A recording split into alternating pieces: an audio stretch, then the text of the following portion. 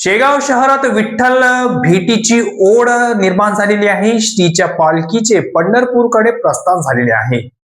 वारकरी संप्रदायात अनन्यसाधारण महत्व असलेल्या पंढरपूर येथील आषाढी एकादशी यात्रा महोत्सवात दरवर्षी शेगाव येथील गजानन महाराज यांची पालखी सहभागी होते.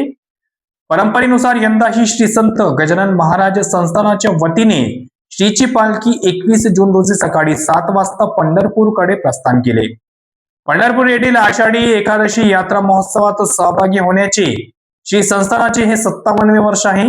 पालखी प्रशासनामुळे शेगाव नगरीमध्ये भक्तिमय आणि उत्साहाचे वातावरण पाहायला मिळत असून शेकडो वारकरी या पायी वारीत सहभागी झाले आहेत. सुमारे 700 वारकरी, टाळकरी, पताकाधारी आदी सेवेकरी जय हरी विठ्ठल गणगण गणात बोते अखंड नामघोषात श्रीच्या पालखीसोबत पायी वारी करीत आहेत.